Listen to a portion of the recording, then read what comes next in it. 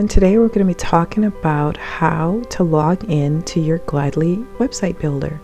So you're going to want to visit www.gladlii.website, Gladlii.website. Once you log in, you're going to see the screen here, and if you already have an account with us, you're going to want to log in here, okay?